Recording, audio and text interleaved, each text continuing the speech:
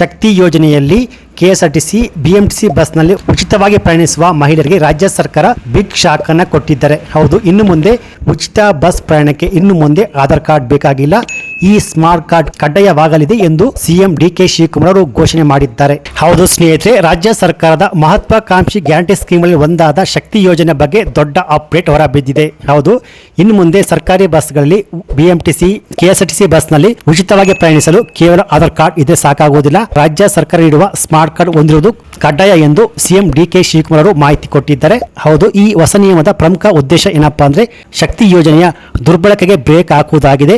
ಕೆಲವು ಮಂದಿ ನಕಲಿ ಫೇಕ್ ಡಾಕ್ಯುಮೆಂಟ್ಸ್ ನ ಸೃಷ್ಟಿ ಮಾಡಿಕೊಂಡು ಉಚಿತವಾಗಿ ಬಸ್ನಲ್ಲಿ ಪ್ರಯಾಣ ಮಾಡುತ್ತಿದ್ದಾರೆ ಎನ್ನುವ ಆರೋಪ ಕೇಳಿ ಬಂದಿರುತ್ತದೆ. ಅಷ್ಟೇ ಅಲ್ಲದೆ ಕೆಲವು ಹೊರ ರಾಜ್ಯದ ಮಹಿಳೆಯರು ಕೂಡ ಫೇಕ್ ಡಾಕ್ಯುಮೆಂಟ್ಸ್ ನ ಬಳಸಿಕೊಂಡು ಉಚಿತವಾಗಿ ಬಸ್ನಲ್ಲಿ ಪ್ರಯಾಣಿಸಿರುವ ಮಾಹಿತಿ ರಾಜ್ಯ ಸರ್ಕಾರದ ಗಮನಕ್ಕೆ ಬಂದಿರುತ್ತದೆ. ಸೊ ಹೀಗಾಗಿ ಸರ್ಕಾರ ಈ ಹೊಸ ನಿಯಮಕ್ಕೆ ಮುಂದಾಗಿರುವಂತದ್ದು. ಸ್ನೇಹಿತರೆ, ಪ್ರತಿ ತಿಂಗಳು ಶಕ್ತಿ ಯೋಜನೆಗಾಗಿ ಸರ್ಕಾರ ಕೋಟ್ಯಾಂತರ ರೂಪಾಯಿ ವೆಚ್ಚ ಮಾಡುತ್ತಿದೆ. ಆದರೆ ಇಲ್ಲಿ ನಕಲಿ ಡಾಕ್ಯುಮೆಂಟ್ಸ್ ನ ಬಳಸಿಕೊಂಡು ಕೆಲವು ಮಂದಿ ಮಹಿಳೆಯರು ಉಚಿತವಾಗಿ ಬಸ್ನಲ್ಲಿ ಪ್ರಯಾಣ ಮಾಡುತ್ತಿರುವ ಪರಿಣಾಮವಾಗಿ ಸಾರಿಗೆ ನಿಗಮಗಳಿಗೆ ಹಾಗೂ ಸರ್ಕಾರಕ್ಕೆ ದೊಡ್ಡ ಪ್ರಮಾಣದ ನಷ್ಟ ಉಂಟಾಗುತ್ತಿದೆ ಎಂದು ಸಿಎಂ ಡಿಕೆ ಶಿವಕುಮಾರ್ ಅವರು ಮಾಹಿತಿ ಕೊಟ್ಟಿದ್ದಾರೆ.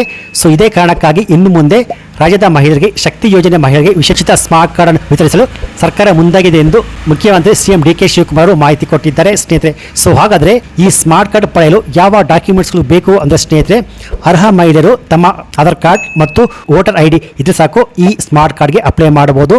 ಈ ದಾಖಲೆಗಳ ಆಧಾರದ ಮೇಲೆ ಸಾರಿಗೆ ಇಲಾಖೆ ಈ ಸ್ಮಾರ್ಟ್ ಕಾರ್ಡ್ ಅನ್ನು ನೀಡುತ್ತವೆ ಎಂದು ಸಿಎಂ ಡಿಕೆ ಶಿವಕುಮಾರ್ ಅವರು ಮಾಹಿತಿ ಕೊಟ್ಟಿದ್ದಾರೆ.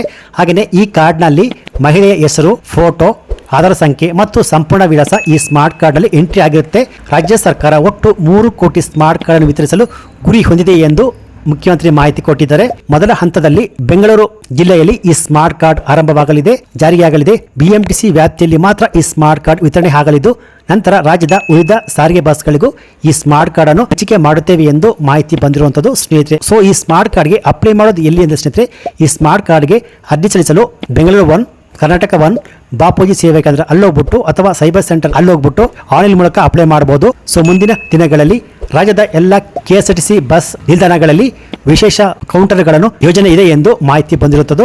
ಸೊ ಅತ್ಯಂತ ಮುಖ್ಯವಾಗಿ ಇಲ್ಲಿ ಮಹಿಳೆಯರು ಗಮನಿಸಬೇಕಾದ ಅತಿ ಮುಖ್ಯವಾದ ಮಾಹಿತಿ ಏನಪ್ಪಾ ಅಂದ್ರೆ, ಈ ಸ್ಮಾರ್ಟ್ ಕಾರ್ಡ್ ಪಡೆಯಲು ಯಾವುದೇ ಶುಲ್ಕವನ್ನು ಪಾವತಿಸುವ ಅಗತ್ಯವಿಲ್ಲ. ಹೌದು, ಈ ಸ್ಮಾರ್ಟ್ ಕಾರ್ಡ್ ಕಂಪ್ಲೀಟ್ ಫ್ರೀ ಆಗಿರುತ್ತೆ.